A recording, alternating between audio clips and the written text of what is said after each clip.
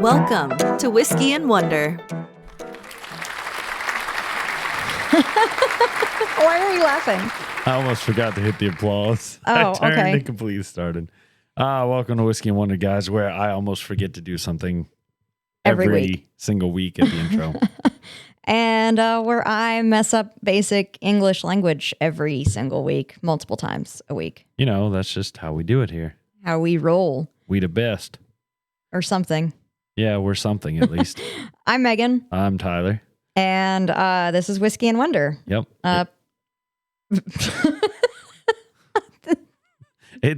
We're starting off great. What were you about to say? This is a podcast where we review a whiskey and teach the others something new and interesting, something wonderful. Yes, it is. We're on episode 31 today.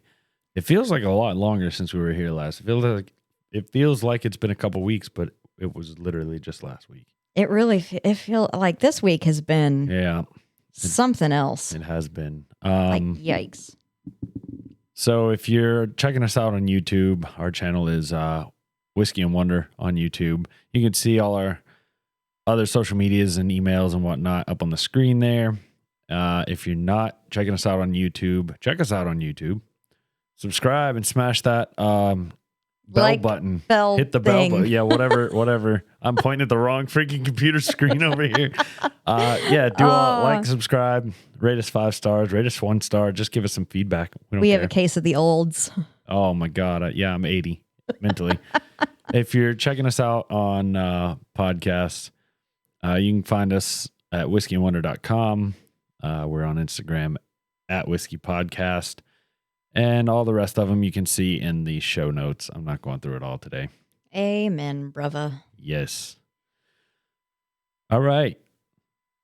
We're going to jump into some announcements here, and I'm going to give Megan the floor to talk to us about T-shirts. All right. So the T-shirts are uploaded, and they should hopefully be live here in the next few days. So assuming all things go well, next episode, we will have a link for you guys to get some T-shirts at our website. Yes. Just cool. We're very excited about these T-shirts. I'm excited to see what Megan has done. I'm not sure. Are they going to look anything at all like the T-shirt I'm wearing? I haven't decided if I'm going to upload that particular graphic or not. Sure. This might be custom. It might be. Y'all can't get this. It might be. So as of right now, this very second, no. Okay. It's not going to look like that. The bottle logo is special. Reserved. We might do a special release of it for like a week or maybe 2 weeks or something. I don't know. Maybe during our anniversary. Yeah. Oh, yeah. That would be good idea. Write that one down. Oh. Write that one down. Matter of fact, I need my pen and paper too. Our other announcement is that we are heavily looking into getting some bonus content out to you guys. Things like interviews, maybe a little bit more off the cuff than we normally are. I mean, at this point, if you've listened to us for a long time, we've kind of got a certain structure down on the podcast. And so maybe this will be a little more off the cuff. Maybe this could be a little more Discord-y, chit-chatty. I think our schedules are both going to free up a little bit, so that part of the reason we haven't done any extra content at the moment is just because the only night we have free to do this, the only free time we have to do this, we're recording the podcast. Yep. And so our schedules may be freeing up a little bit more to where we have more than just one night a week to get together and do stuff for the podcast. So keep your eyes peeled for that. We'll have more info. We're looking at doing some extra stuff. And I will go ahead and say it will probably be behind a paywall. Nothing crazy. Looking at our Patreons. Yeah. We got to figure out the pricing and whatnot. But anybody that's donating through PayPal or Patreon, you know, that we're speaking to you here. And as always, we appreciate every one of y'all's support. 100%.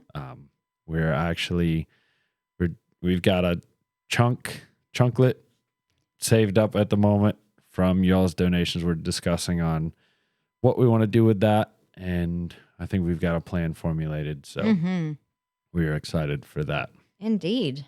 And again, thank you guys for the donations and support. And I know I joked about it earlier about hitting the smash the bell button and whatnot on YouTube, but excuse me. That's serious. Please do that. It is. It's like a tongue-in-cheek joke. Yeah. Yeah, if you could rate us, Review us, subscribe. send us emails. Yeah, please. Give us feedback. We appreciate it all, no matter how badly you rate us or how good you rate us. Whatever your feedback is, we will address it, even if we may not agree with your feedback or we may have reasons for not doing it. I know we've had some of that stuff in the past, but we do take it to heart.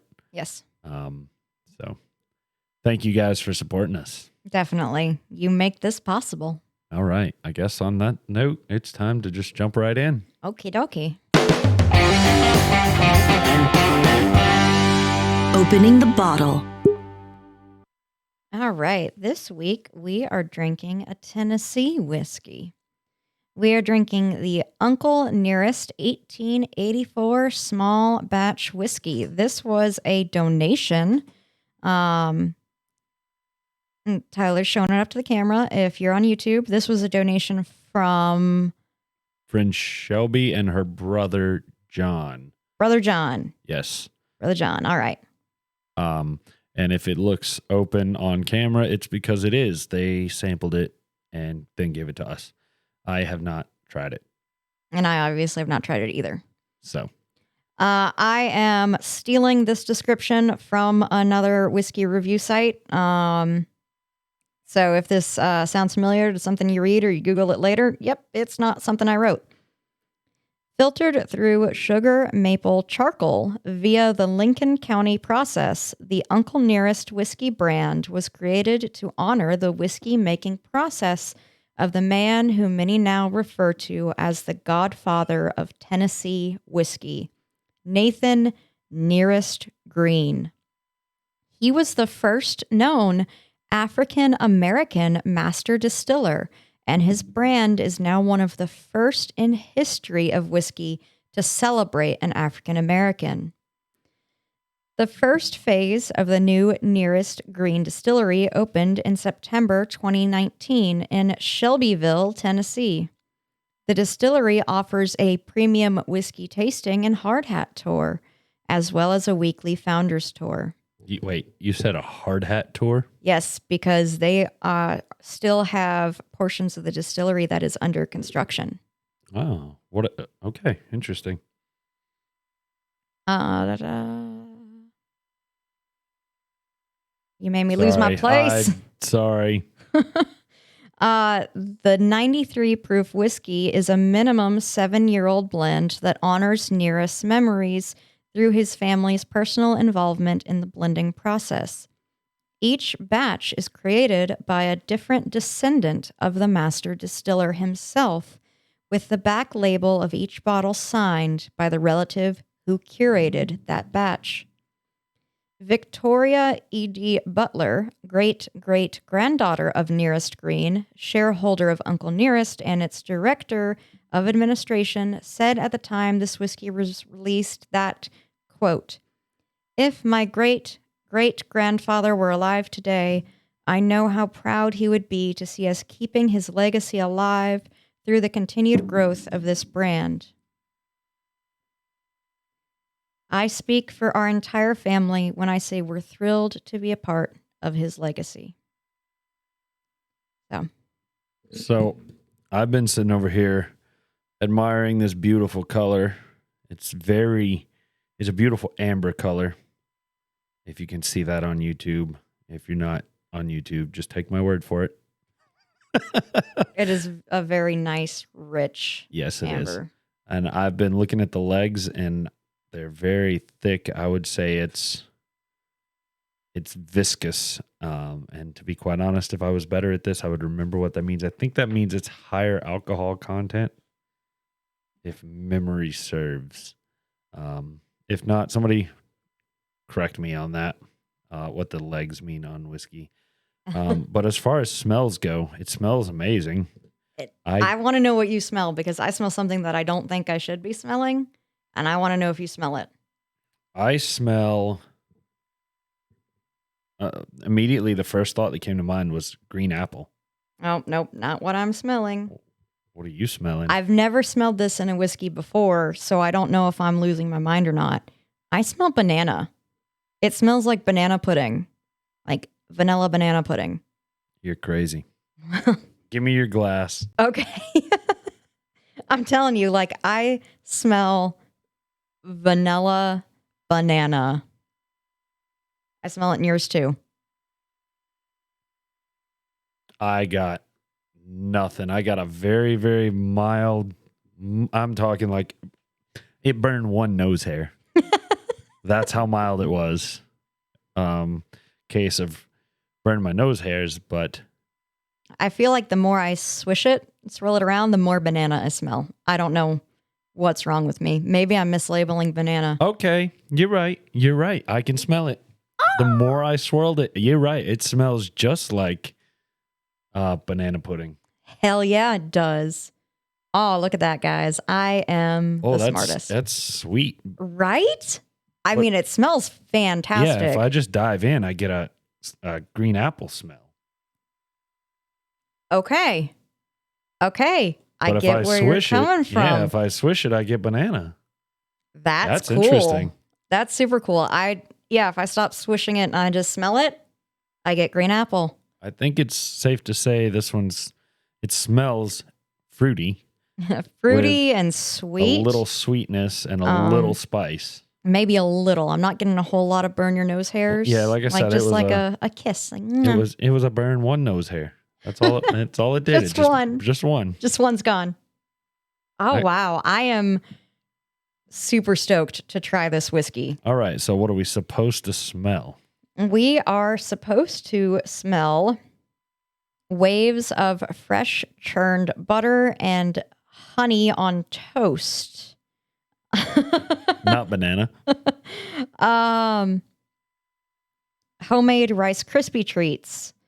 Okay, I can kind of see that. Yeah. That's a marshmallowy smell. I can definitely smell. Maybe that's what I was mistaking the banana pudding for, because banana pudding's sweet, kind of like it's got the banana taste, but it's kind of marshmallowy too. If you take the banana out, vanilla pudding, Yeah. kind of marshmallowy. Yeah. On a different site, they say sweet corn, dusty grain, lemon, which I guess could be maybe the green apple we're smelling. Yeah, maybe that's citrus. Cream custard, which is there's that Vanilla pudding. pudding. Smell. And banana. WhiskeyMonster.com says they smell banana. Okay, so we're not crazy. It's not. We're not completely crazy. No, I would line up with the second one.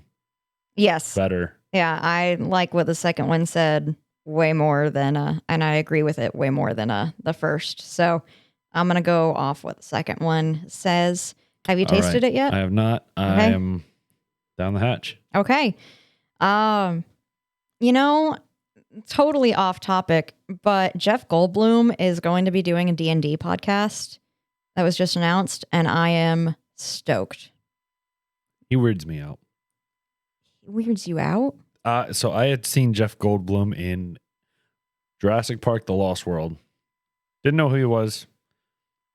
Never really saw him again after that. Until my friend in college showed me the League.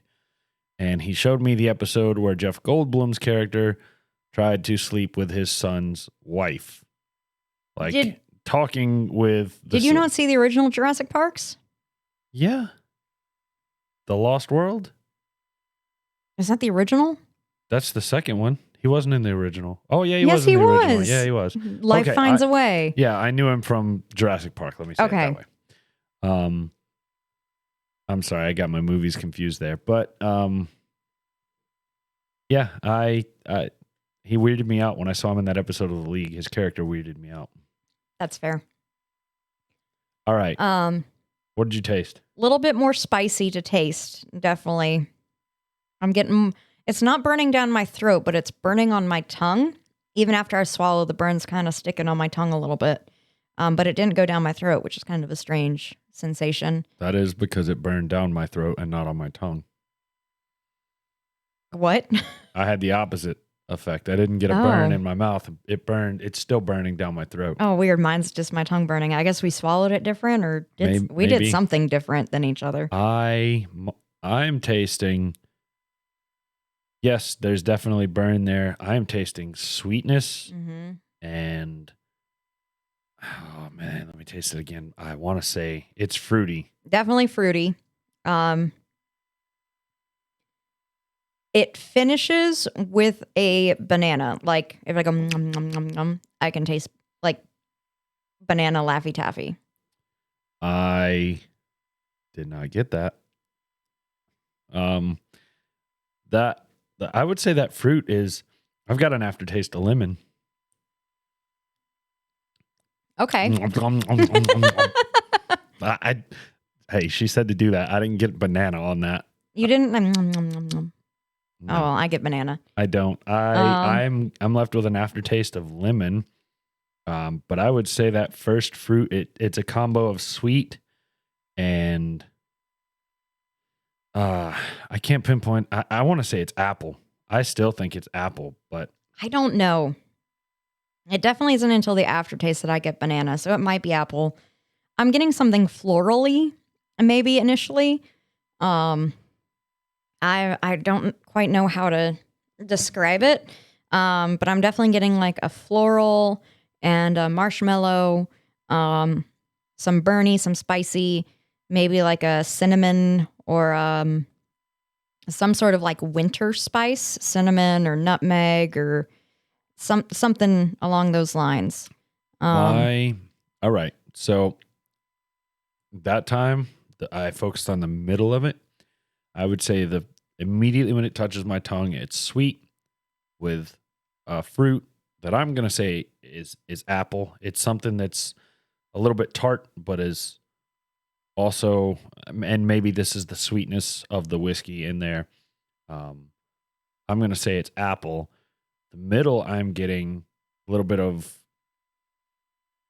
the kind of, I don't want to say marshmallowy, but just kind of vanilla flavored, just a small amount, but it's overwhelmingly toast. Burnt toast is what I'm tasting. And then the finish is banana. Lemon. It's lemon and it burns as it finishes down my throat hole, to quote Little Nicky. It's like a flambéed banana. Speak English, please. It is like a flambéed banana. What does flambéed mean? It is I feel like you just like are taking a banana and like throwing it up in the air. Like that's what I feel like that's what you do to pizza dough. You flambe it. It's you cover it in an alcohol and you light it on fire. It's used in desserts like bananas Foster. Why would you waste a banana by lighting it on fire? It tastes so good. It's the alcohol burns off. You eat the fire? No. It burns away. Oh. Like the fire is there for a second, it burns away, and you have this really nice, warm, gooey dessert afterwards. So are you telling me it's like when you roast a marshmallow and you like catch it on fire and it like burns the outside of the marshmallow, but it's gooey and nice in the center? Not quite. Oh, I have so much to teach you. I am not cultured. This sounds like a very cultured dish. I don't even like bananas. Foster is not a cultured dish. It's delicious. It's unhealthy as fuck. I feel like that's something you get when you go to like the Brazilian steakhouse uptown. Okay, problem. I am not cultured. I have never been there. I've never been there here in North Carolina. I've never been to one, period. Okay. I will say the only place I've ever had true bananas Foster is when we would do, Easter dinner, Easter brunch, something. It was really, really, really fancy ass dinner thing at a hotel that my entire family would go to back in Colorado. I believe it was at the Inverness Hotel, if anyone knows where that is. But it was like a very schwanky dinner that we would go to, and I remember Bananas Foster there. I feel like that's one of those dress-up dinners. Yes, it was definitely a dress-up dinner. My family has never once had a dress-up dinner. It's nice to go to a dress-up dinner every so often. I'm not disagreeing. I'm just that's where I come from. My family has never once had a dress-up dinner. It was real fun when I was in high school as a little like goth emo kid, because I would go in my long trip skirt, and like I had a emo like jacket, basically looked like something Gerard Way would wear. You are talking way over my head. I don't know who that is. MCR. You're an emo kid. Yeah, I know their music. I don't know what they look like. Okay. I would get stares. Yeah. Because I'd be in stares. all black makeup and my hair would be dyed black, but I would have some weird color in it. And it was nice. I'm sure I embarrassed the hell out of my family, but I loved every second of it. Oh, well, that's what kids are for, right? Yeah, that's all right. They've gotten me back and embarrassed me. So it's all fun and games. I'm still family waiting wars. for your dad to write in. All right. Papa Cross, this is a personal challenge. I'm issuing it to you. Your daughter just talked about how she embarrassed her family. Let's hear another embarrassing story about Megan, like the drunk on the train thing. That was great. All right. I'll give you applause for that one. All right, Dad. You heard him. Challenge issued. I fully expect he's going to email me back with the subject title "Challenge Accepted." that would be pretty clever. You now have given him that idea. I can cut that out if I need to. So are we going to go with sweet up front with a little fruit? What did you taste in the middle? I think that was the only place. Burny? Yeah. Burned toast was a really good way to put it, or like burned wood, or definitely a fire charcoal type smell or taste. Okay. All right. Well, we were all over the place on that one. But we are supposed to be tasting a very soft and delicate palate with butterscotch, honey, smoked wood, and apples. This is my smug face. Actually, this is my proud face. So we both have gotten apple and banana right and thought the other one was crazy for a second. That's impressive. I'm proud of you. That was pretty good. I'm proud too. The finish is nutmeg, browned butter, and banana. Lemon. Banana. Lemon. Okay.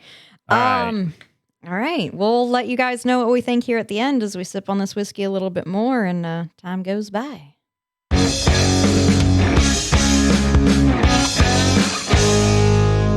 It's time for the Wonder segment. I literally thought you hit the wrong button there for a second. I thought I did for about 5 seconds into it. I was like, it says it's time segment. I don't know why. I was like, sure, that was wrong. Yeah, me too. Well, all right. It is my week to teach you something. And this is a topic that had actually been suggested to me by multiple people that I forgot people wanted to be as a subject until I was trying to figure out what subject I wanted to do this week. And then Houston brought up this person. And I was like, oh, yeah, I had a few people like say like, hey, do blah, blah, blah. So I am going to learn you today about the greatest con man of all time. Yes, I can get behind this. I love con men. Oh, you're going to love this guy then. If you want to know how much I love con men, go listen to the very first episode where I pulled for the guy who extra cheated. He extra cheated. He drove in a car in a marathon. Work smarter, not harder. Cheers to that, my dude.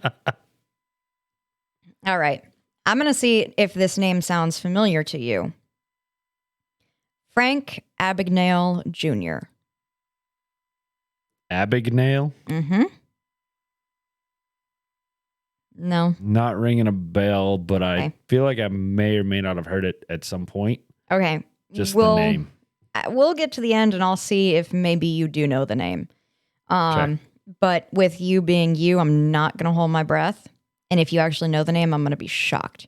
Okay. I figured that was like a trick question I should know from another podcast or something. Something along those lines. We'll talk about it. Okay. So, Frank. Go on. Frank Abagnale Jr. was born April 27th of 1948 in New York. He was the third of 4 children born to French mother Paulette and Italian-American father Frank Abagnale Sr. His father owned a stationery store in Manhattan that he often worked at during his adolescence. He grew up with his family in Bronxville, New York, and attended Iona Prep, a Catholic all-male school, up through the 10th grade. So from kindergarten to 10th grade, he was in an all-male Catholic school. Now, one day, while he was in class, a priest pulled him from the classroom and said that a brother was going to drive him to the courthouse. And when he got there, it was a family courthouse. There, a judge was waiting with his mother and father. Abagnale said he was blindsided when they told him his parents were getting a divorce. Since he was 16 years old, he needed to announce which parent he was going to live with. Rightfully upset and panicked, Frank ran from the room. The judge called for a 10-minute break while the 16-year-old composed himself. But he didn't return, and no one could find him. Frank Abagnale Jr. had fled. He wouldn't see his mother again for 7 years, and he never saw his father again, his deepest regret. He went into New York City and searched for similar delivery jobs that he was used to working at his dad's store. But he was treated like a 16-year-old kid. He was only given part-time hours to work. He was not given a very good wage, and he realized he was not going to be able to live on what he was making. And while people thought he was just a 16-year-old kid, he wasn't going to be getting anything better either. Now, Frank Abagnale was 6 foot tall and had had some premature gray hair ever since he was a child. His friends always joked during Sunday school when they had to dress up that he looked more like a teacher than a student. So he decided to alter his ID. 1960s New York driver's licenses didn't have photos and were very simple and very easy to alter. So he decided to alter his birthday. He turned the 4 in 1948 to a 3, adding 10 years to his age, making him appear 26. It worked. And he did start earning more money. Now, years earlier, his father had opened him a banking account, and he carried a checkbook with him everywhere. He never had any problem strolling into any bank to cash a check, and he always would just use it for small things. He needed to get $10 here, $15 here. Never had any issues.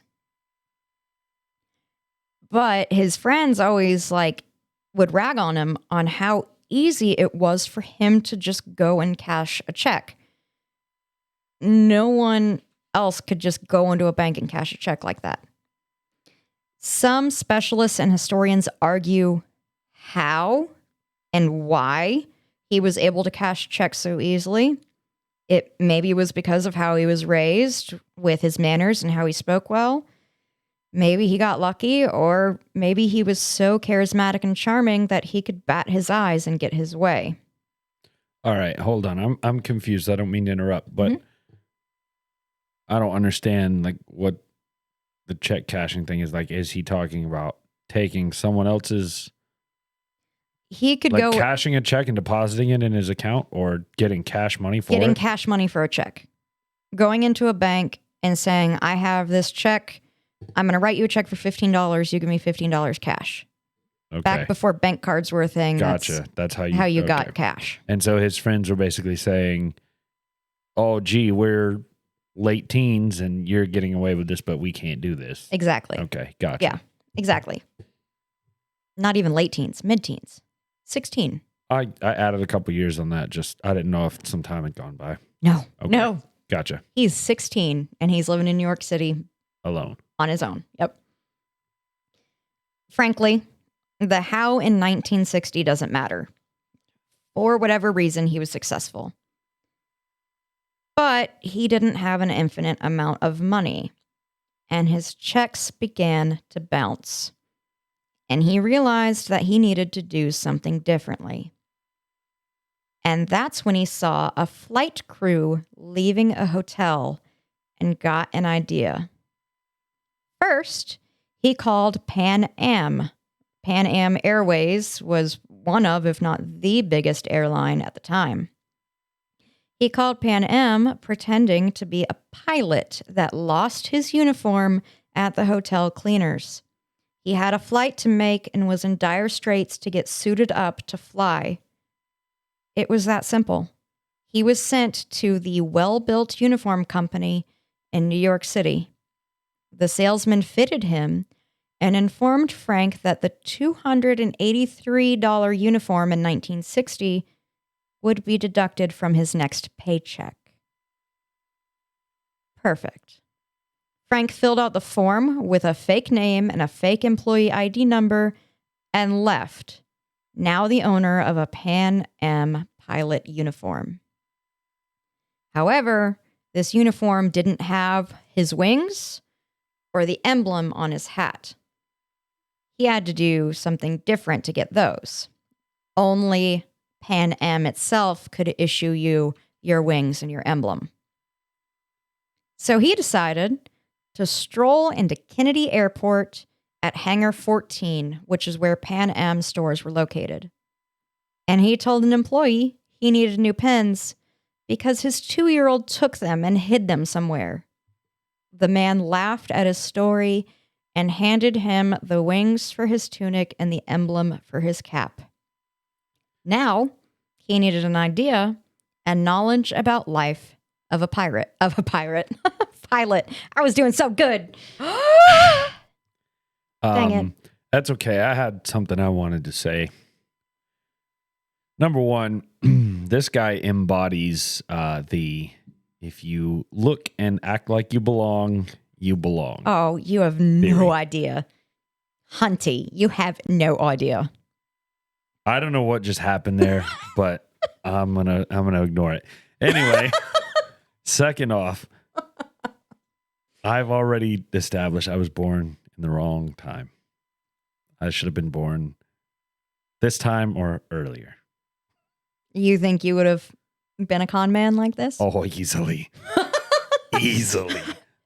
Okay, FBI agents listening to this, he's kidding. Am I? Or am I? Oh, shit.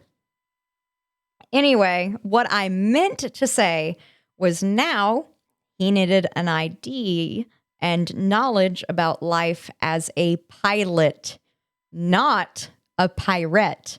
Army. If you want info on pirates, go check out the Edward Teach episode. Yes. I'm rubbing off on you. You're rubbing off on me. We are together. Together we make one smart. Amen. I like that. All right. So now he called Pan Am again, but this time he was pretending to be a high school student reporting for the paper. A pilot in the crew lounge happily supplied him all of his answers. He also taught him about deadheading, where a pilot flies on company time with a different airline to get to another airport where they're scheduled to fly. They get a pink slip from the airline, show it to their flight attendant, and get put on the jump seat in the cockpit. Now, at this time, this is obviously way before 9/11, and there wasn't a whole lot of flight regulation stuff yet.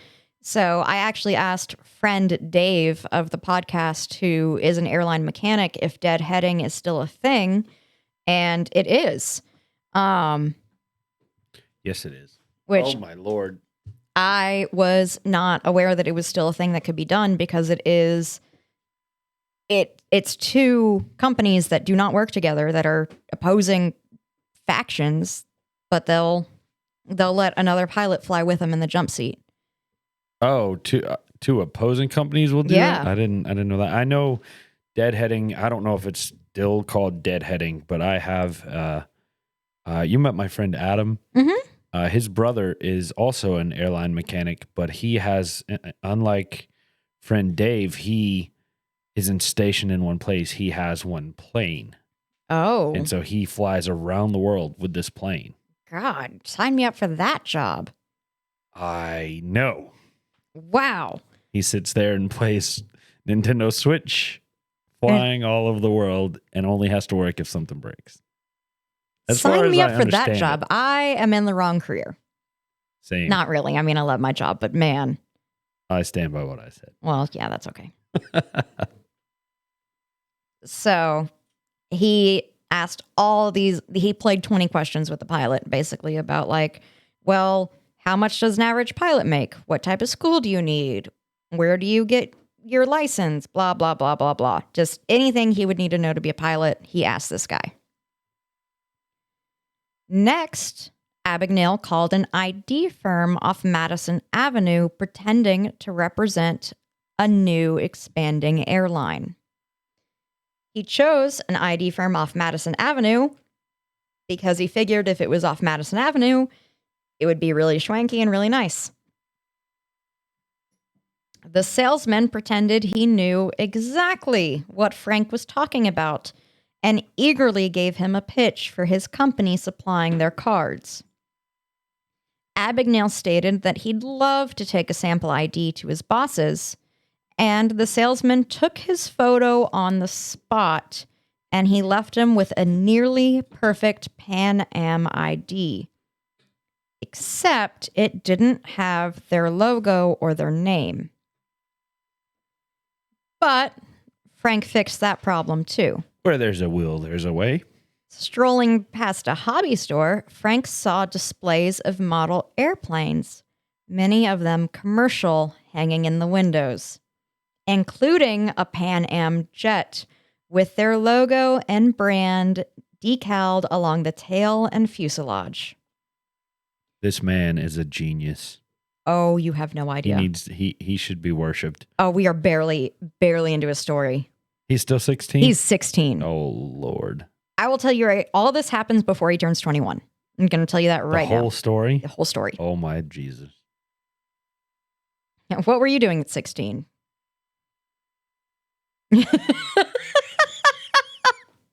Whoa, okay, never mind. The first thing that came to mind, jerking it in my bedroom. Every teenage boy finds themselves. I think that's what most teenagers do at 16.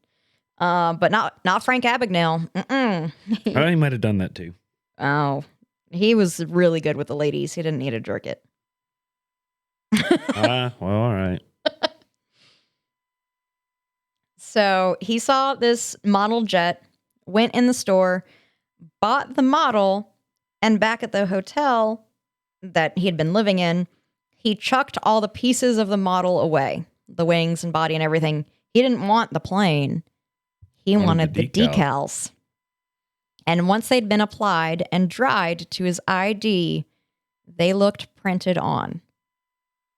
Frank said he could have attended a Pan Am board meeting, and no one would know unless they looked at his ID under a microscope. It took him longer to fake the FAA's pilot license, but even that he succeeded at by using a decorative plaque engraved in silver and mounted on hard wood, meant to be a gift for pilots to hang on their walls. So he was flipping through magazines and he saw an advertisement at the back of the magazine for this company that made plaques of your diploma or your license or whatever for professionals so they could hang it on their wall and be like, look, I am wealthy. Not what I thought you were going to say. And so he wrote them pretending to be a girl that was buying it for for her boyfriend as a gift. He was a pilot. He needed it quick. Said that she didn't have the actual copy of the license, but since it's a standard FAA license, if she can supply the information, can they just make a plaque? No problem. You give me his name, you give me the numbers that are on there. We don't need to see it. We'll just make it for him. So he ordered this plaque off the back of a magazine and then managed to con a print shop into turning the plaque into a wallet-sized ID card that he could carry with him, that every pilot had. He did this by claiming that his decorative plaque had been a gift from his girlfriend, and he wanted to be able to remember her everywhere he went. So he wanted it immortalized in something he could fit in his pocket. And apparently this print shop had no idea that that's literally what the FAA license looks like. Why would they?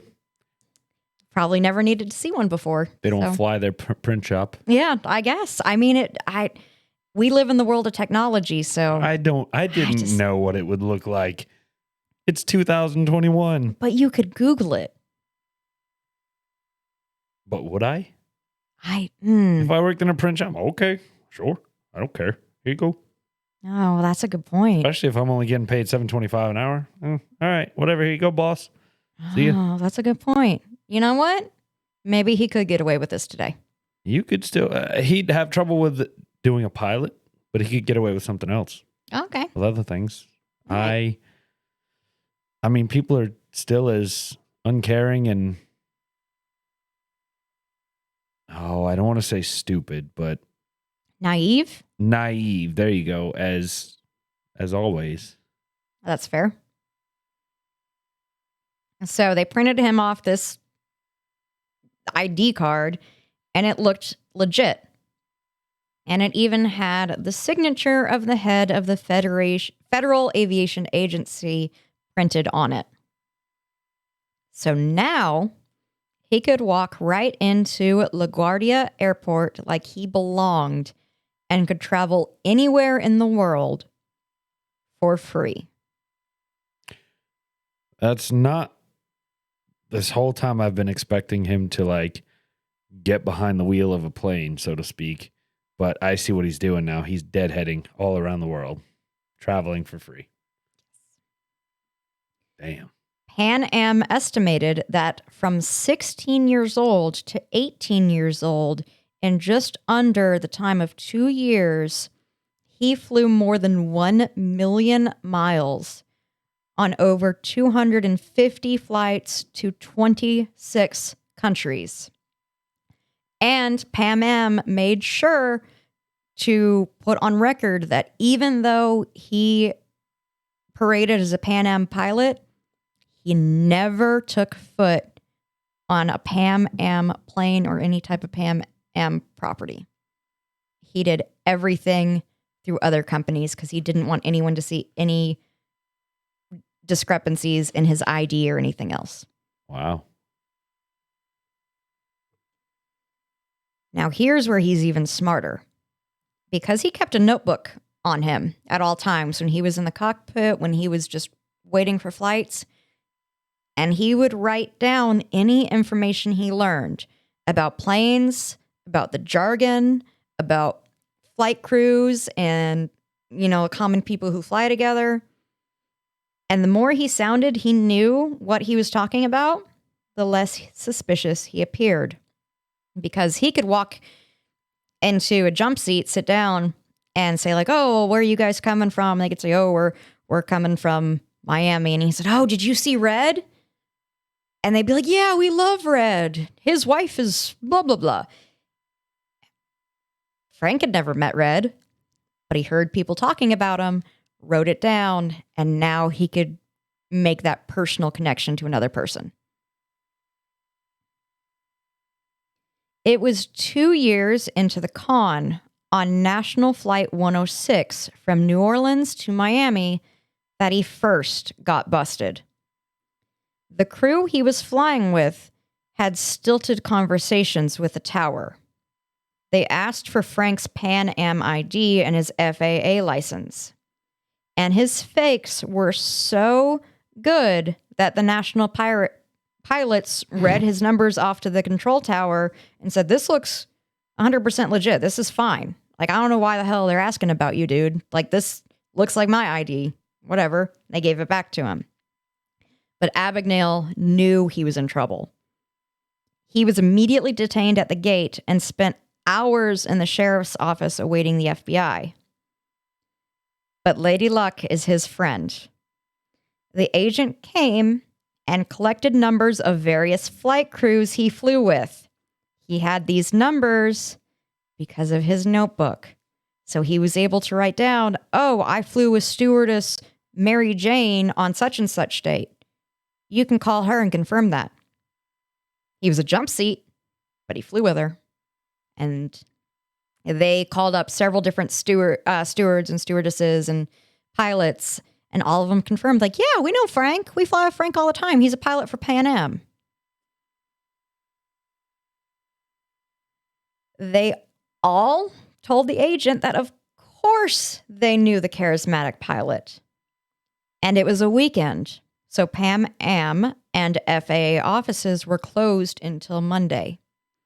The FBI agent assumed it had been an error and apologized to Frank and let him go. Get the fuck out of here, kid. Yep, not even kid. They had no idea he was 16 or 18 at this time. So he decided to lay low for a little bit. So Frank made his way to Atlanta, where he rented a 1-bedroom apartment in a new luxury singles complex, which basically, I don't know if they still exist today. I've never heard of them, but it sounds like it's a retirement style home for college-aged people. It's the best I could make of it. Basically, it's all people who are single, young, down to party, just like a dorm almost. I don't know. But apparently that's what it sounds like, except I think we still have it now. It's just parts of town instead of something like that. Like, I don't know. Like in Charlotte, I would call that South End. Yeah. Like you couldn't have kids to live there. Okay, South End might not be that true. Well, but yeah, you couldn't have kids. Like parties were a thing that happened all the time. Ugh. I know. It sounds awful. It sounds awful. Noisy neighbors. Oh, they're worse. And that might be why I don't know if they're still a thing, because that sounds like somewhere I would be as far away from as possible. Yep. But anyway. We're old. We are. He signed a 1-year lease and was weary of listing his occupation as a pilot. He didn't want the leasing office to call Pan Am and try to speak with a supervisor. So he told him he was a pirate? So he said he was a medical doctor. Oh, nothing could go wrong with that. He specifically stated that he was a pediatrician from California. Now, he was able to sweep away questions and neighbors seeking medical advice. Like someone would come to him and be like, "Hey, can you look at my foot?" And he would say something like, "Well, that's a podiatrist. I'm a pediatrician. I do babies. You have to go see a podiatrist." And then people would ask him like, "Well, can you take a look at my runny nose?" And he'd be like, "Well, I technically don't have a medical license in Georgia. It's only in California. I can't give you any medical advice. You have to go to the actual doctor." So he found ways to blow him off like that, where he still sounded like a legit doctor, but he never had to give any medical advice. Now, this worked fantastic until a new neighbor moved in downstairs directly below him. The man was in his 50s and going through a divorce. The man knocked on his door and introduced himself as Dr. Willis Granger, Chief Resident Pediatrician of Smithers Pediatric Institute and General Hospital in Marietta. The leasing officer eagerly told Dr. Granger that Frank was a pediatrician too, just taking a year away from his practice to do research. And Granger was eager to have a colleague to connect with. And Frank had to make up his backstory on the fly. Abagnale decided he had to avoid Granger at all costs. But the man was persistent in his friendship and constantly sought Frank out. Some people can't just take a hint. Yep. Eventually, he grew to actually like him and agreed to have lunch with him at the hospital. Granger introduced him around, and Frank became addicted both to the thrill of the lie and the attention he got as he walked through the halls and was greeted with, "Hello, doctor." Oh, now he's getting a big head. That's how all these things come undone. You get addicted to lie, like you get the rush from like the lie. Oh, you got to be above that. We're not done yet. I know. This went as far as the hospital administrator begging Frank to help out for 10 days as a resident had a death in the family and he didn't have any medical doctors to take his place. But Frank was an MD. He wouldn't even have to do anything. He just had to be in the building while interns and nurses did the work. The hospital legally had to have a senior doctor on every shift, and they were desperate. Frank agreed. The fucking luck on this guy. Me and Houston talked about him. He was a bard in D&D with all of his points in charisma, and he rolled nat 20s every time. Every time. Fucking luck his on this guy. entire life was just natural 20s. Anyway. Damn. So he agreed for 10 days At to least pretend. he didn't waste it. He agreed for 10 days to just hang out and be the senior doctor on staff. But 10 days became a month, and a month became 2. And he started reading medical journals and textbooks to learn more doctory things. He spent 11 months playing doctor before realizing he was playing with fire and quit, deciding to leave Atlanta. Now, luckily, according to him, he never actually did anything medical. He never touched anyone or anything like that. And whenever they would call him to ask a question, you think of it like in Scrubs or any medical TV, they would call, the senior doctor in and be like, okay, well, this and this and this is going on. What do you think, doctor? But then the doctor would say, well, what do you think? You're the student. And the student answer would be like, yes, that's right. So he would get pulled into a room for ask for advice, like, hey, Dr. Frank, what should I do with this? Well, Dr. Smith, what do you think you should do? Well, I think I should order an EKG. That's exactly what you should do. Good job. I'm out. The luck on this fucker is just... He should have... was the lottery a thing? I hope... I don't know. I don't think he needed the... He didn't need the lottery. We're going to talk about it. That's the thing, but lottery is sheer chance. This is a charismatic fuck that he's preying on the naivety and the inherent trust and that people have. Yeah, just and actually that's funny, not to get too sidetracked, but I read I didn't read it. It was a audiobook that went into a lot of examples of how people default to trust. Was it written by Frank Abagnale? No, I forget who it was written by, but it gave some really good examples of Bernie Madoff, people doing something wrong, but people defaulted to trust him. He knew what he was doing. Yep. Chernobyl. Who's the Penn State coach? I know who you're talking about. Joe Paterno and Gene Sandusky. What's his name? Gene Sandusky, the guy that was molesting all the children. Like, people defaulted to trust. Yeah. And I think the statistic they gave in the book was like 9 out of 10 people default to trust. Authority figures. Guess who's the 1 out of 10? The one who's fucking everyone over. No, guess who? Oh, Tyler. I am one of the 1 Tyler, of 10. guys, is the 1 out of 10 that doesn't trust anyone. Yes, I don't trust anybody. If I meet you, I immediately don't trust you. Sorry. Damn. That's just how my brain works. You are a threat. You are out. I'm the ultimate cynic. Okay, well, I'm glad we ended up becoming friends. Yes. So this is a quote from Frank Abagnale. He says, quote, "The fox who keeps to one den is the easiest caught by the terriers, and I felt I had nested too long in one place."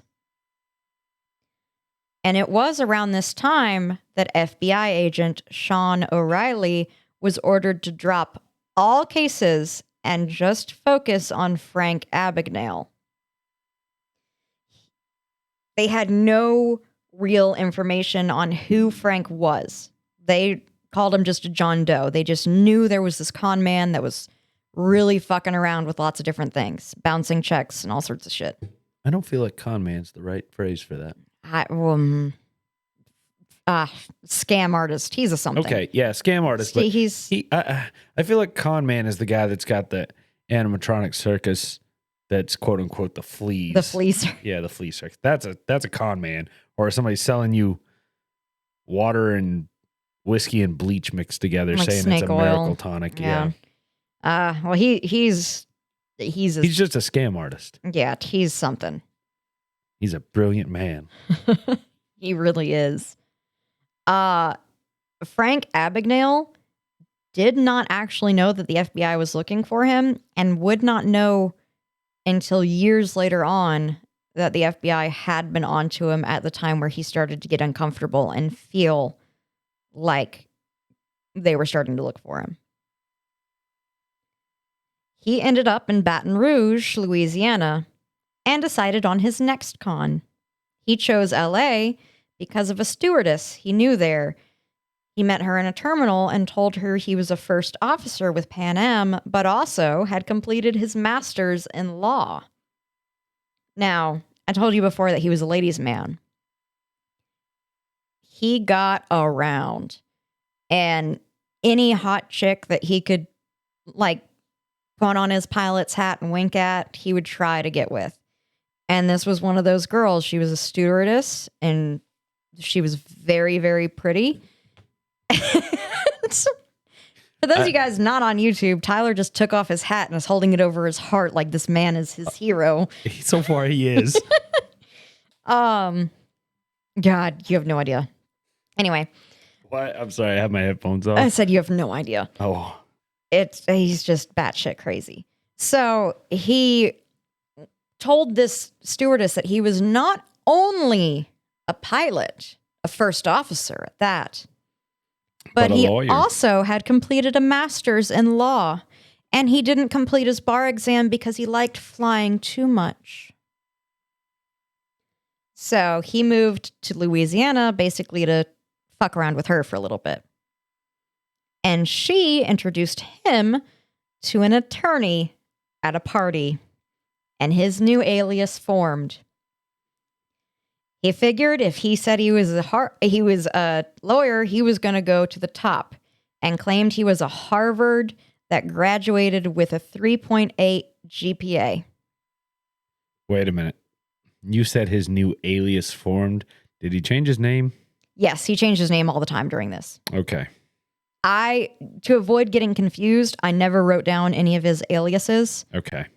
I'm always going to refer to him as Frank Abagnale, but just know that I feel like I'm going to know one of these aliases. You might. Okay. But I don't think I know the name Frank Abagnale, but I think I'll know an alias. You might. I can go through at the end and like list what his aliases were. Okay. But I knew if I used his aliases, I would confuse both myself and maybe you, but definitely myself. So And probably whoever's listening. yeah. Okay, So fair enough. Frank Abagnale, just know he was not Frank Abagnale when he was doing all this. Okay. So he said that he attended Harvard Law School, and graduated with a 3.8 GPA. But he loved flying, so he never took the bar. He said he was grounded in Louisiana due to furloughs and was just enjoying unemployment. So the attorney suggested he take the bar in Louisiana. All he needed was his Harvard transcripts, and they'd let him in. Abagnale figured he already forged an FAA license. How hard could some transcripts A be? transcript shouldn't be much harder, and he agreed. It took sweet-talking a friend into showing him a college transcript, a call to Harvard requesting their fall enrollment and law degree required classes, a trip to a hobby store and a stationery store, a gold seal, and a notary press. Now, the sweet-talking a friend into showing him a college transcript was kind of fucked up. He talks about it in his book, but basically it was a female friend, and she had either a bachelor's or a master's in business. And he got into like how good were her grades, and she's like, well, I had A's and B's. And he said, well, no, you didn't. There's no way. You're too pretty to be that smart. And so she showed him her transcript to prove that she had those grades, and now he knew what a transcript looked like. Does this guy have like a photographic memory? It never says anywhere how he knows this shit. I think that had to have been an advantage he had, or he had a very good memory. Because you could show me a transcript and I can't remember what my transcript looked like. He I went to also was college. actively looking for it, though. That's true. I don't know. Either way, he's a genius. So he gave his forgery to a clerk in the state examiner's office who looked at it, made a copy, and gave Frank the original back. He was scheduled to take the bar exam that very next Wednesday. He flunked. But because Lady Luck apparently likes his dick, the state gave him his score with his test, marked with what was right and what was wrong. He studied for 6 weeks and tried again. Failed again. But 7 weeks later after that, at his third attempt, Frank Abagnale Jr., 19 years old, passed the Louisiana bar exam and became a practicing attorney.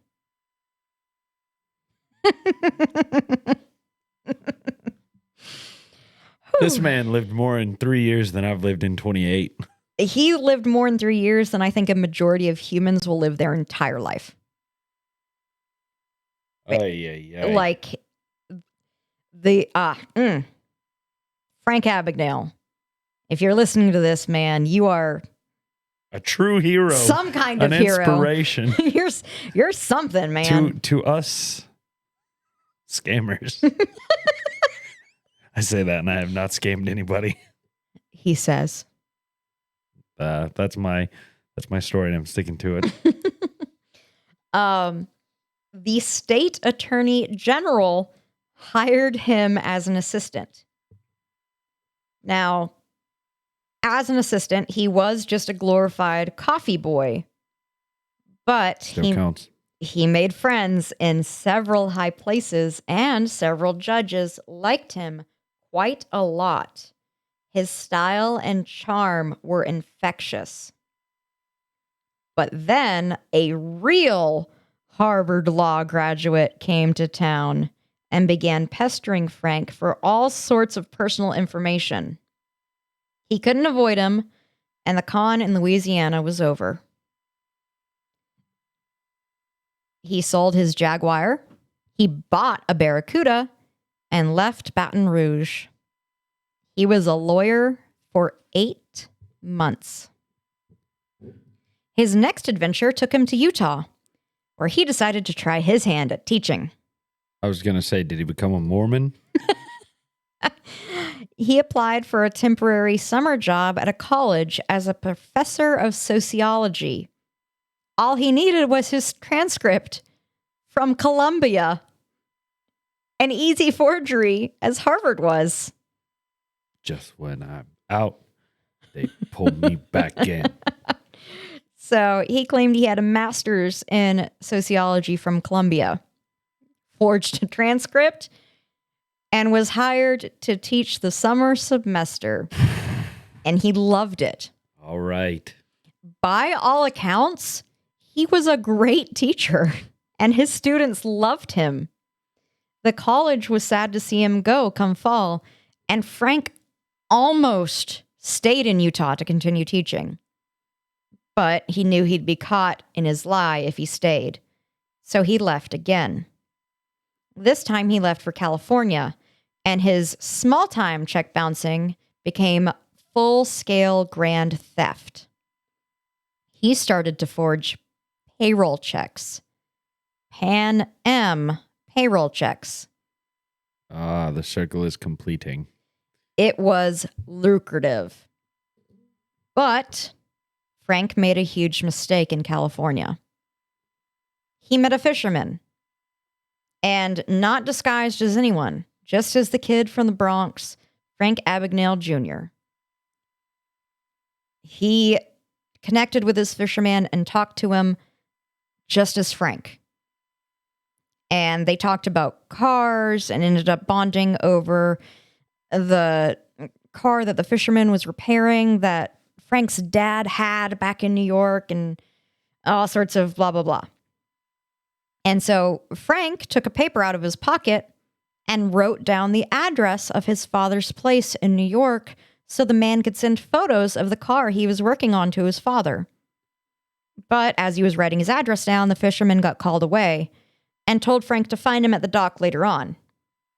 So Frank slipped the paper back in his pocket. It was a blank check. A blank Pan Am payroll check. And it had a handwritten address for Frank Abagnale Sr. on the back. See, this is why you don't make friends with people. Thanks. He cashed it. He cashed it and didn't realize until hours later. He called the bank in a panic. And in a moment, again, thanks to Lady Luck, he posed as an FBI agent. Told the teller he'd be there to collect the fraudulent check as evidence and beat the actual FBI by a mere 5 minutes. He realized that he'd officially made crime his career and devoted months to mastering his craft. The police chief of Houston said of him, quote, Frank Abagnale could write a check on toilet paper, draw on the Confederate States Treasury, sign it, you are hooked, and cash it at any bank in town using a Hong Kong driver's license for identification. And he did, and he could. He got rich from swindling checks. He was making more money than he could spend. By late 1967, still at just 19 years old, he had a cash asset of $500,000 and a scam for every occasion. He began traveling the world again. Pilot? Yep. I can see where this is going. You know what they say? The flame that burns the brightest or goes out fastest or some shit like that. I don't know what the quote is. Yeah. I know what you're trying to Yeah. say. I know what you're trying to say. I Yes. get you. So yes, he began to travel the world again as a pilot, deadheading.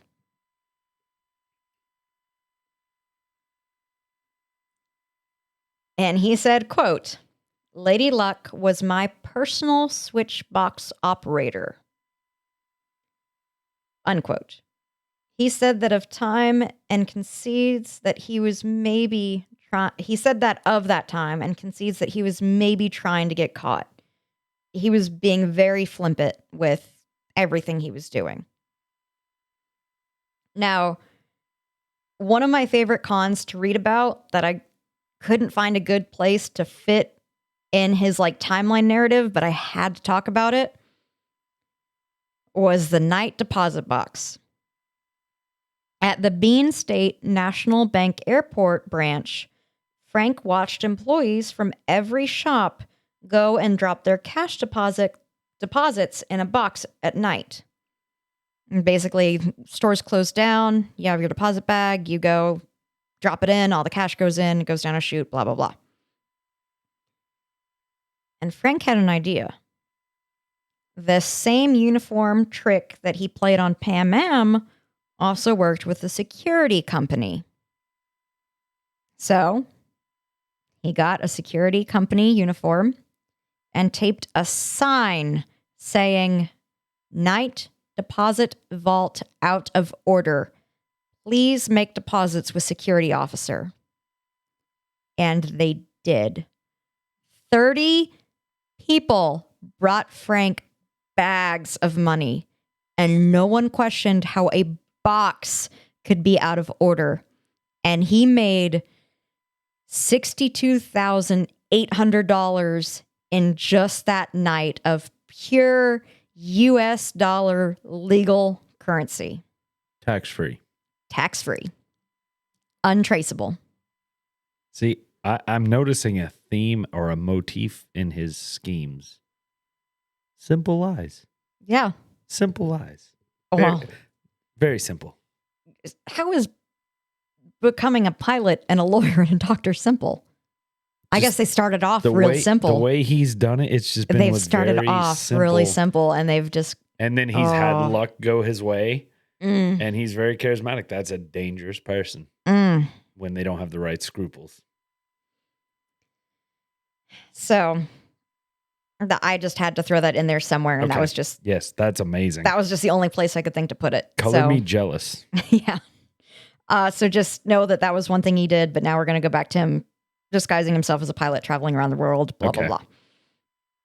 Now, anytime he traveled around the world, he would have to go stay in a hotel, and people are used to pilots staying in the same hotel as their flight crews. Like the stewardess and everything are supposed to be with him. And he got annoyed by continually having to tell people that make up lies about why his flight crew wasn't with him.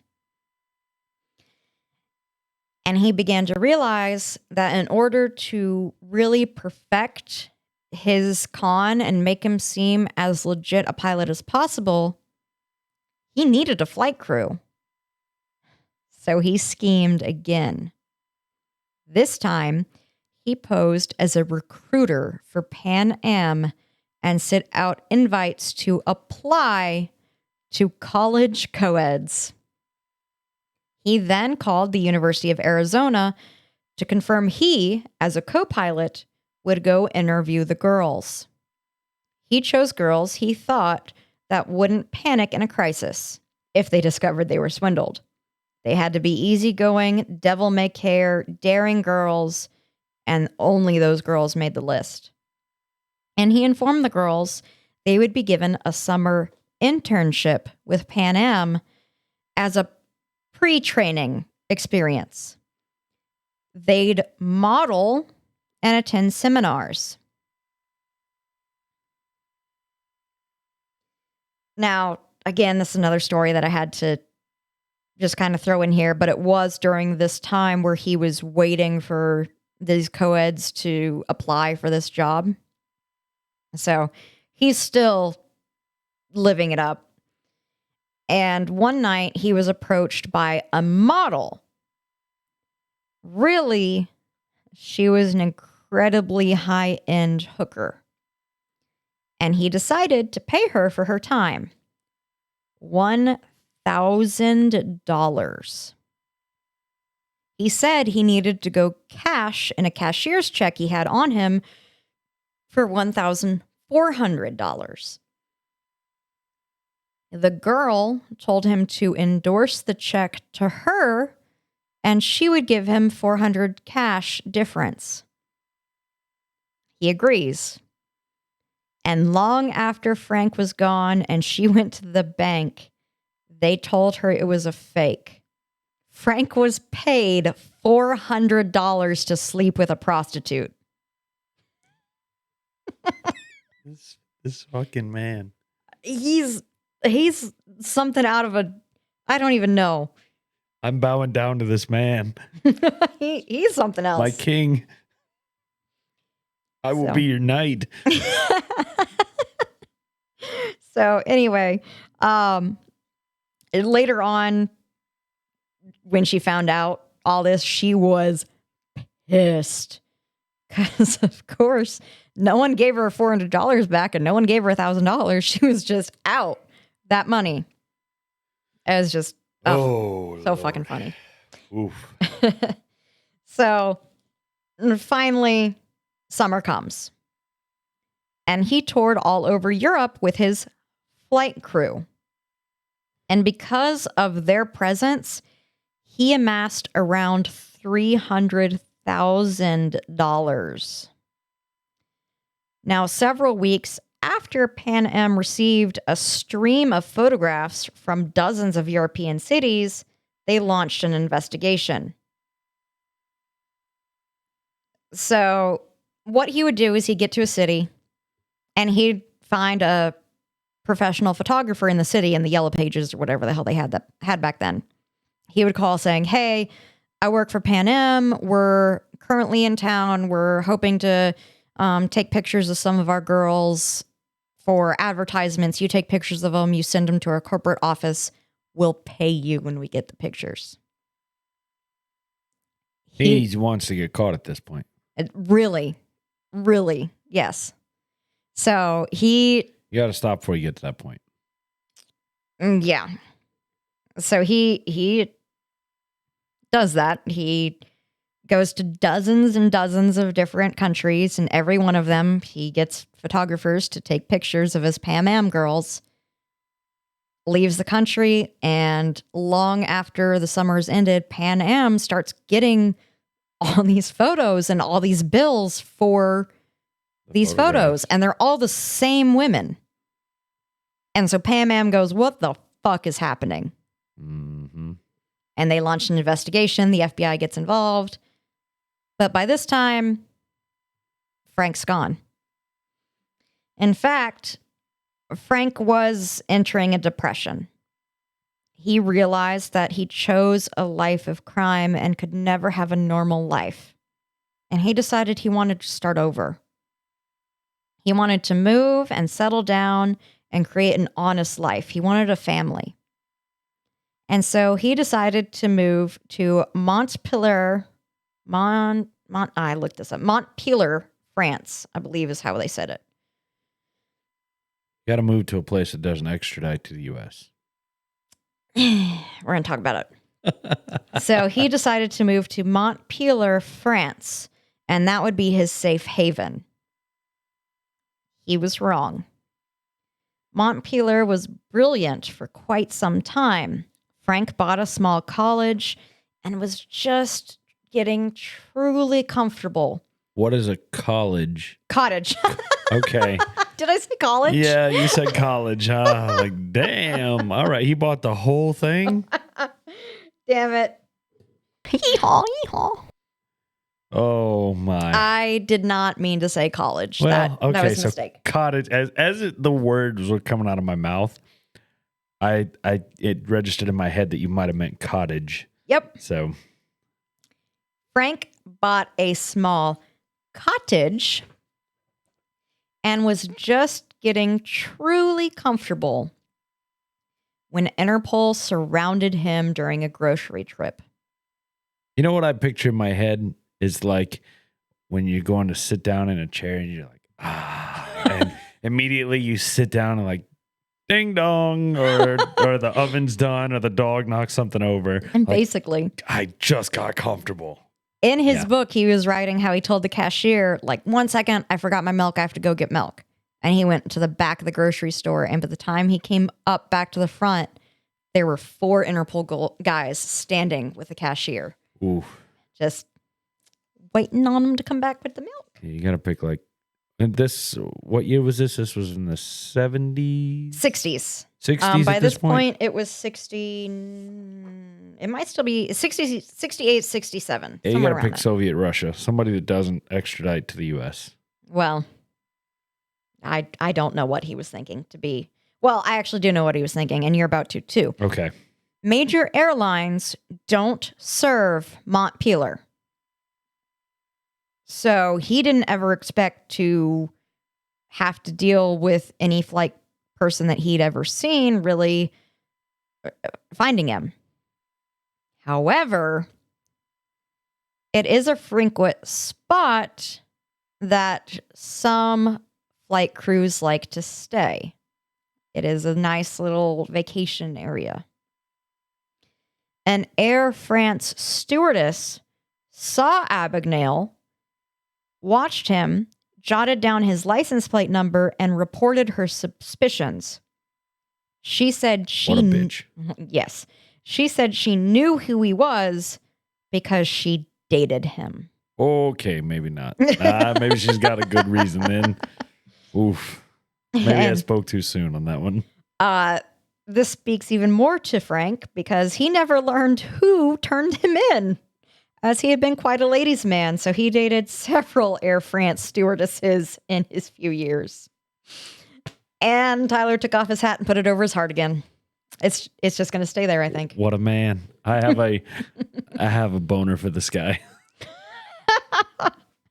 I'm sure he's listening right now. There's no shame in it. I wonder if he Googles his name and like listens to shit about him. I don't know, but I hope he hears this. You were my hero, sir. Forget the guy from episode 1 in the car. He's out the window. You take the cake. Let's keep hearing the rest of the story. You might change your mind. We'll see. Uh-oh. Frank, you might not be his hero. Uh-oh. Tune into the end of this episode.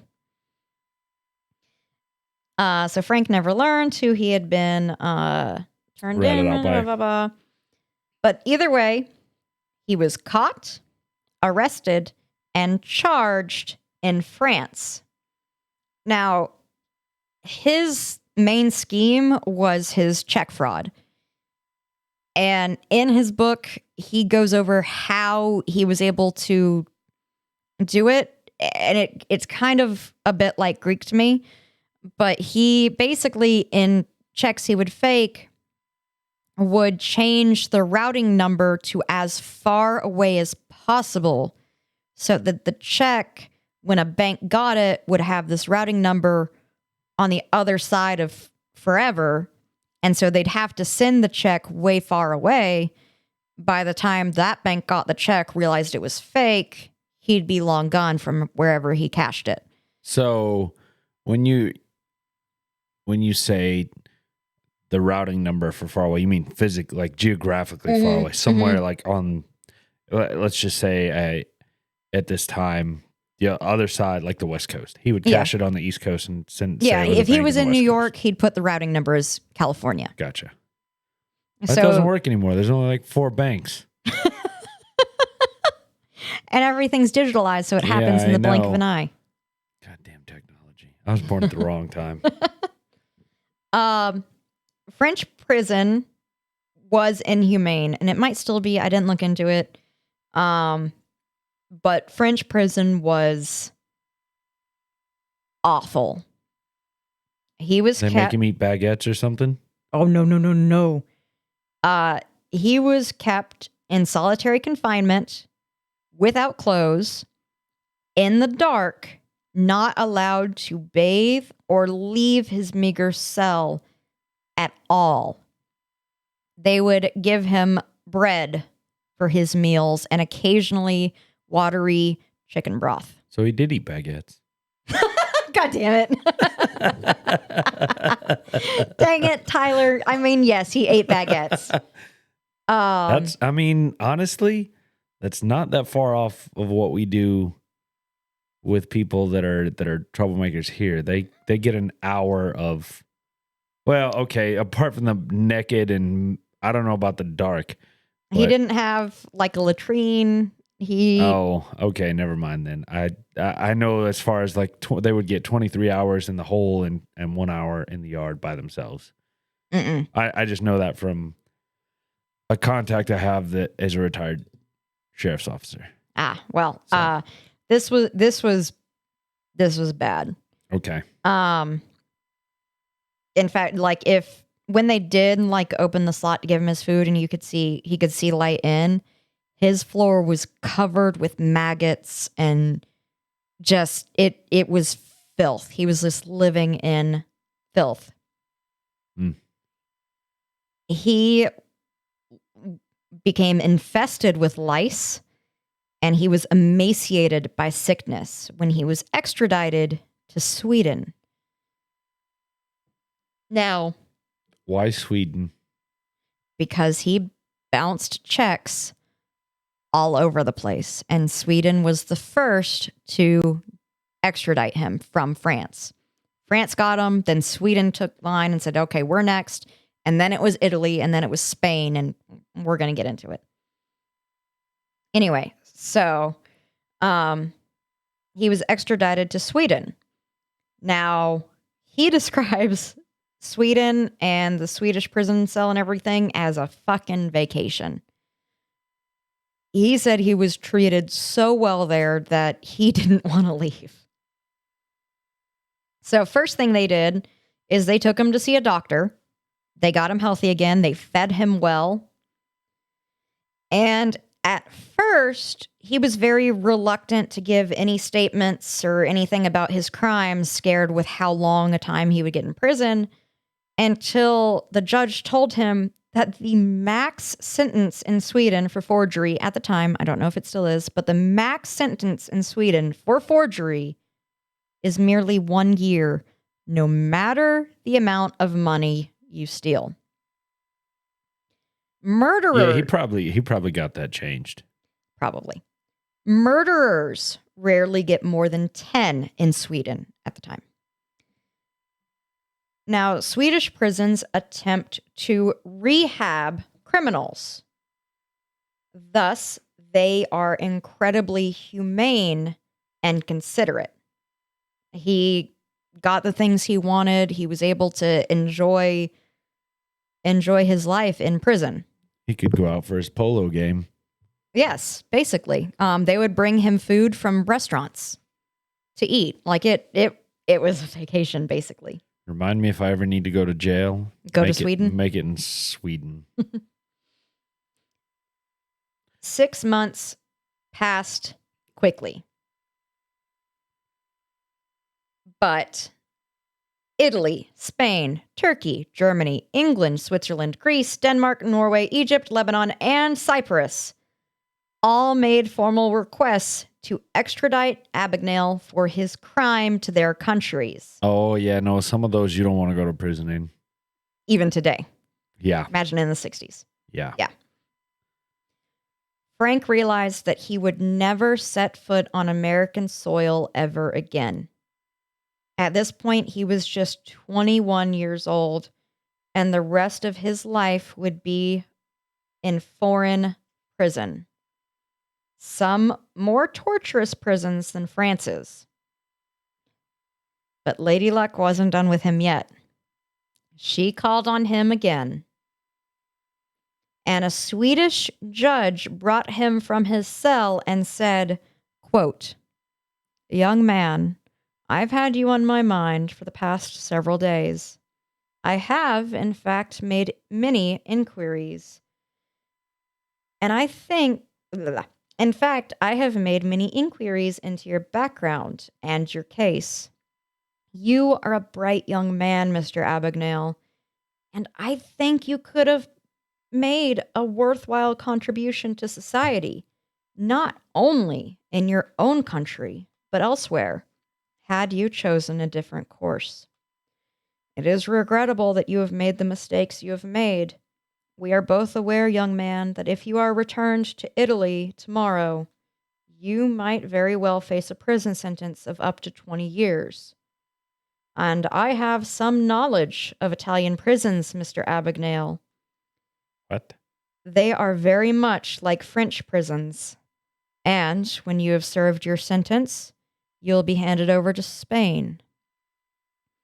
I understand there's very little we can do about that.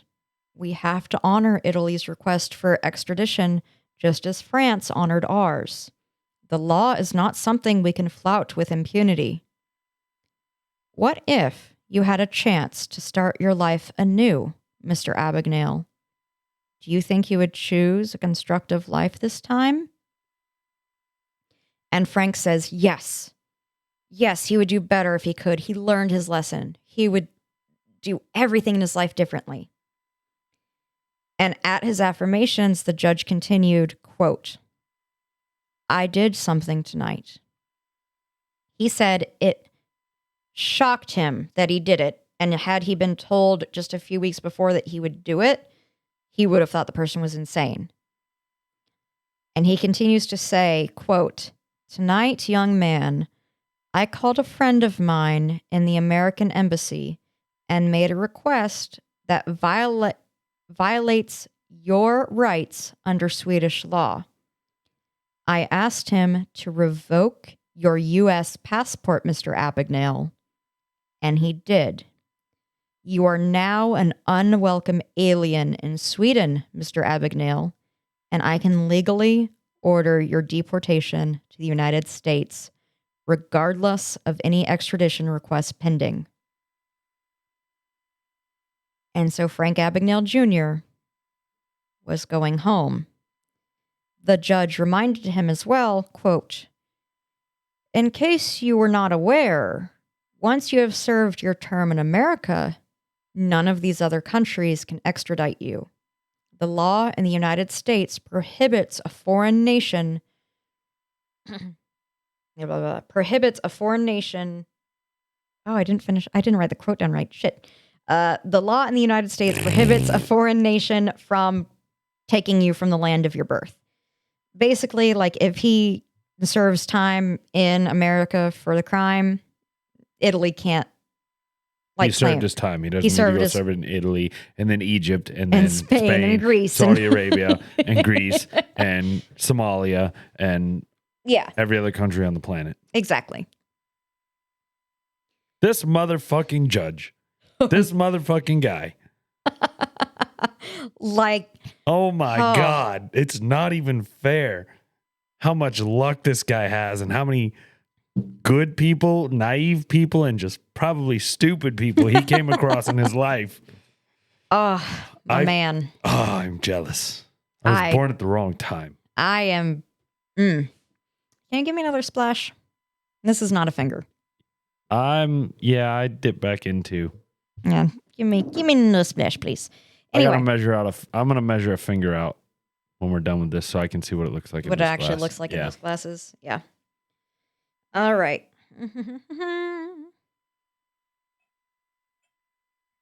Da da da da da. I'm only giving you a splash of that much because I took what I thought was a smaller splash that ended up being about the same size. Okay. And it is affecting me. Okay. Have you eaten today? I have had a pork chop and a chicken breast within the last 3 hours. Okay. Oh, man. Anyway, yes, so I am saving that last little bit for the wrap up. I feel ya. So, I made a note here just to mention, because this is already, I'm sure, getting long. I have a lot of notes on him. Yeah, we're at an hour and 34 minutes. Oh, fuck. So he gets flown to America. He escapes twice. Just wanted to throw that out there. Eventually, what a guy. Eventually, he was picked up by the FBI and held under a $25,000 bond. His trial came, and he was thrown into prison where he would spend a mere 4 years before Lady Luck tossed him one more bone. He would be released if he agreed to work for the FBI and help them catch fellow scam artists and teach the Bureau how he did what he did.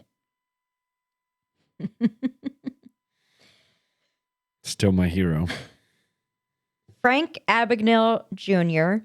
has worked with the FBI for over 40 years. He teaches at the FBI Academy and lectures across the country. I have to switch my notebooks because I finally ran out on that one. He founded Abagnale and Associates, a company that advises companies on fraud issues, teaching banks how to catch frauds. Why? What are you doing? You're ruining it for the rest of us. In 2015, he was named the AARP Fraud Watch Ambassador in charge of educating consumers with how to protect themselves from identity theft and cybercrime. In 2018, he began to co-host a podcast called The Perfect Scam, which is about scammers and how they work. Well, I got a new podcast, guys.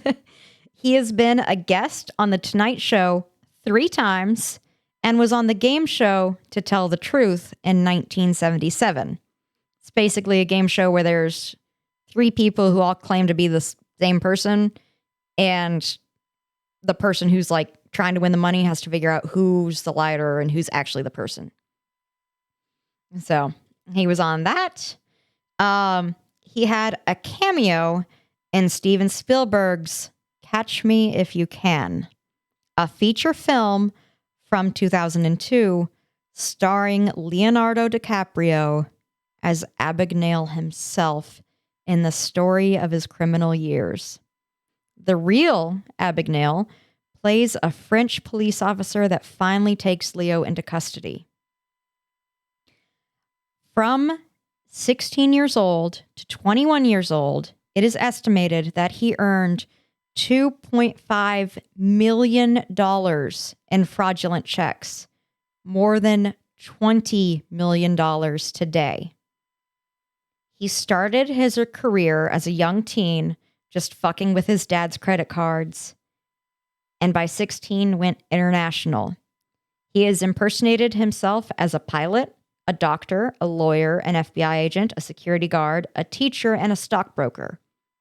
He has scammed hundreds of people across all 50 states and dozens of countries. And he served less than 7 years before being released to aid the people he originally conned. He did change his ways. He fell in love, had a family, and today he lives in Charleston, South Carolina with his wife. He flies from South Carolina to Quantico every Monday and returns on Thursday. He is an expert in fraud and financial criminology. He aids in the development of modern cybersecurity so that no one will ever manage to be another Frank Abagnale Jr. So I figured I just had a guess that he was going to be involved with a movie. I have heard of that movie. Now it's on my list to see. It is a great movie. I love Leo. It's probably my favorite Leonardo DiCaprio movie. Ooh, I don't know if I could say that. Anyway. It stars Leonardo DiCaprio and Tom Hanks. I knew it had amazing. Tom Hanks in it. I love Tom Hanks. I love DiCaprio too. But The Departed is...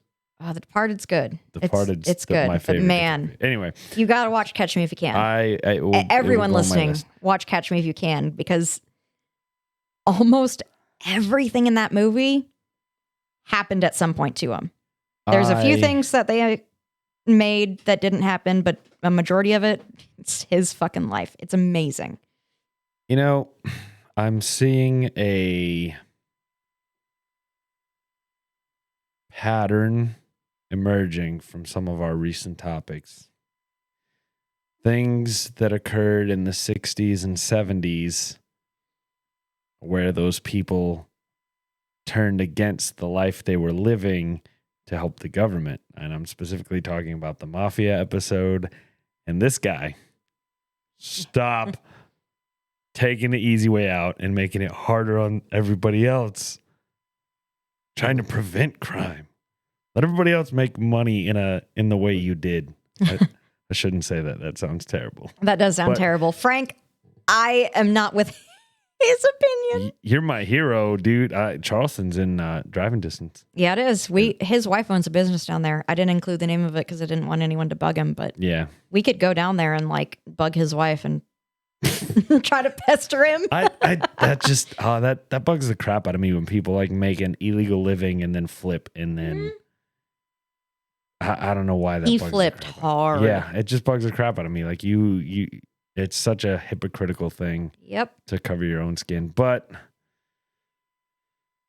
I applaud you for what you did, sir. That was ingenious.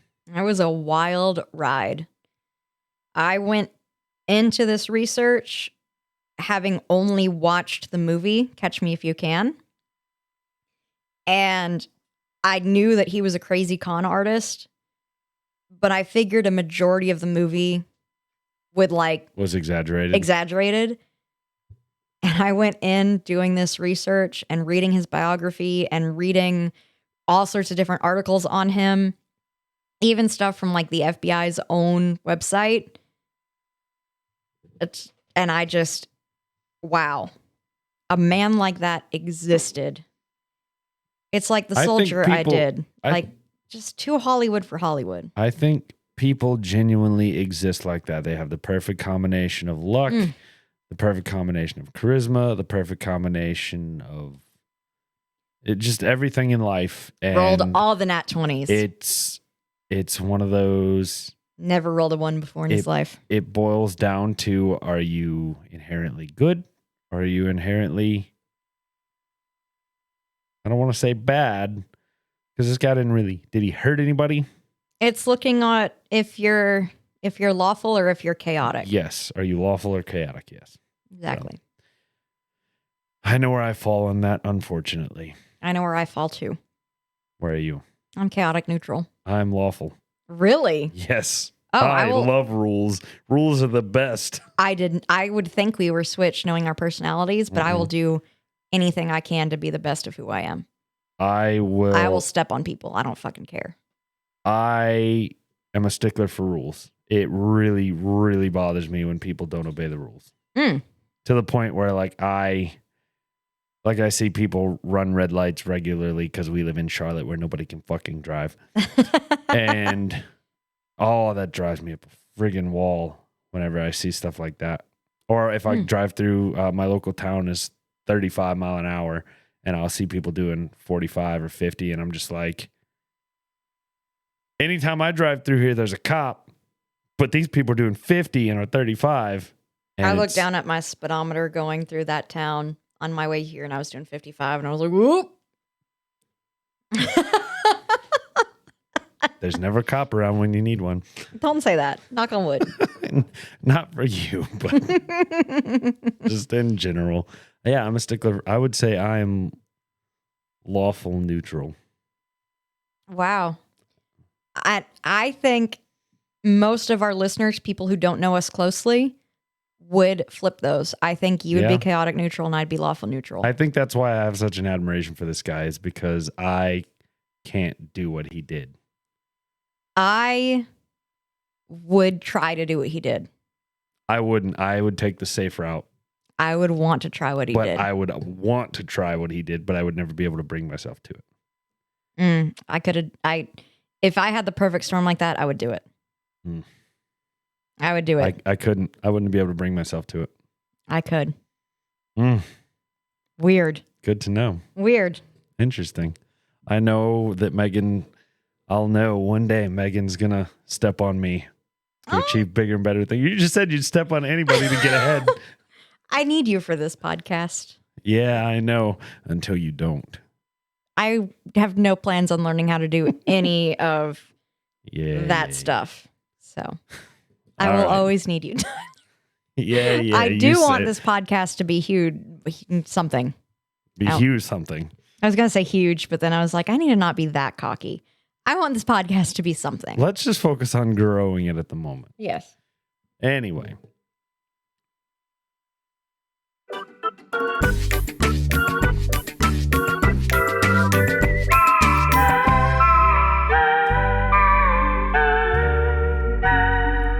Trivia with Tyler.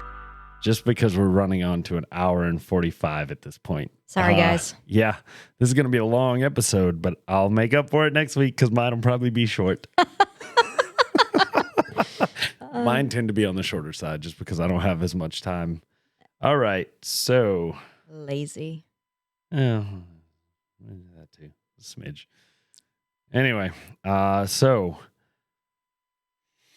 Martin Scorsese. Scorsese? How do you say his last name? Scorsese. Martin Scorsese, after requiring 19 takes to get a scene right in his film Alice Doesn't Live Here Anymore, praised one particular 6-year-old extra, saying, quote, "She ate 19 ice cream cones and didn't get sick. That girl's going to be an actress." Oh. End quote. That girl was future Academy Award winning actress Laura Dern. Yes. That's awesome. That is an amazing Tyler nugget. Oh, yes. Oh, beautiful. Beautiful.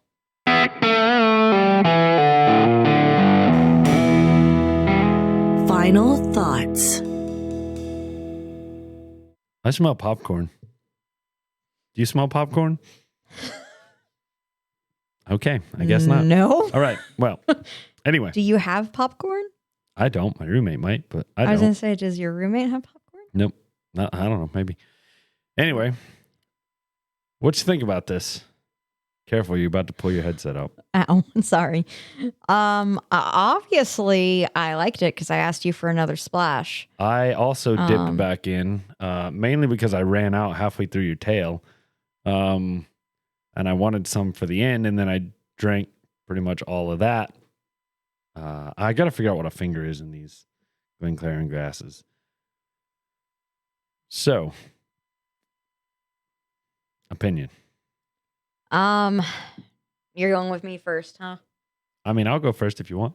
I don't know. I really like it. I don't. It's definitely one of the better whiskeys that we've had, and a couple of them. Not that I remember what whiskeys we've done recently. I just know I rated some of them bad. I don't know. I know I rated last week's not great. This is definitely better than last week. So we've got, this is going back, episode 25, you did an 8, which was the Ohishi. 26 was the Belgian single malt. You rated a 3. 26 was 27. 27 is the Glenlivet single malt. 15 years, you rated that a 10. That's the good. 28 episode, you rated a 5. 29, you rated a 3. And 30, you rated a 5. So you've been all over the place in the last 5 I've been episodes. all over the place. But yeah, the last 3 have been pretty I'd say they've been Okay. The highest was a 5, and that's right there in the middle of the road. So this is Yeah, I don't 2 know. 5s and a 3. Yeah, this is the best whiskey I've had in a Since month. the Glenlivet? Since the Glenlivet, yeah. And it is I guess it's a bourbon. It's a Tennessee whiskey, which I don't think they call a bourbon. But it's sweet like a bourbon. I really like it. This is definitely a whiskey I can sit here and sip on, as you've seen. It's very smooth. It's super smooth. I really enjoy it.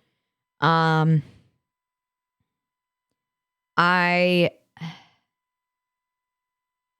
am going to sound, you know what? No, you talk a little bit about it. I'm going to think for a minute.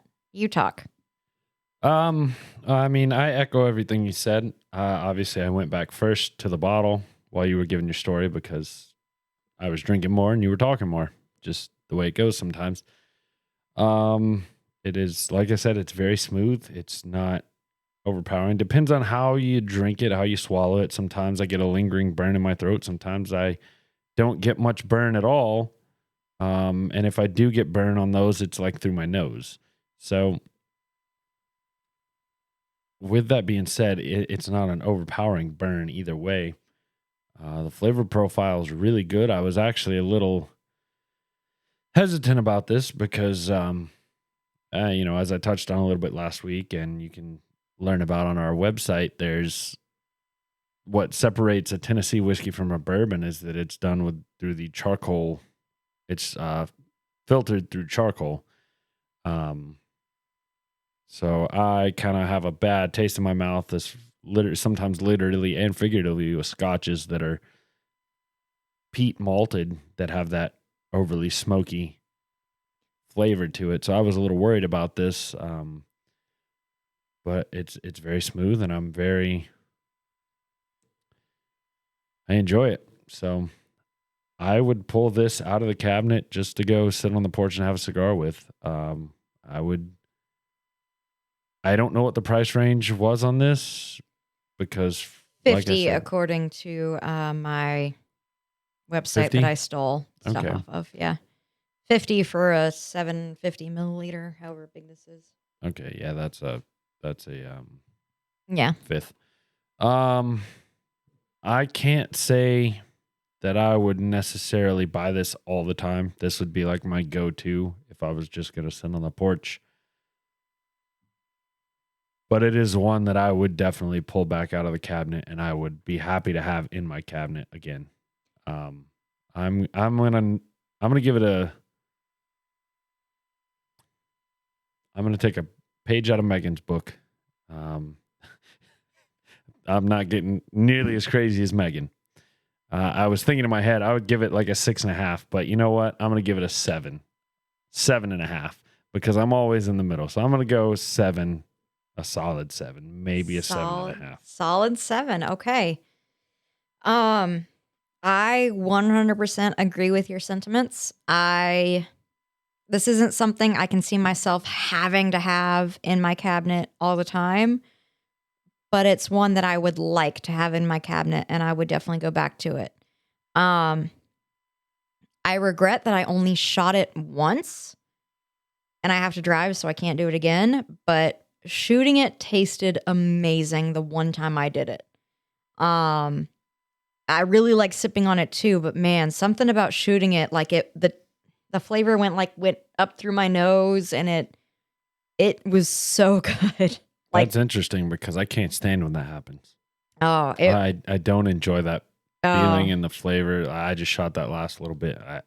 It's a turn off for me. Oh man, I liked it. I liked it a lot. And so this, for me, is one of the few whiskeys that could be either a shooting whiskey or a sipping whiskey. I would not mess this whiskey up by mixing it with anything. It is something that should be drank pure. Maybe with an ice ball, I would try it chilled.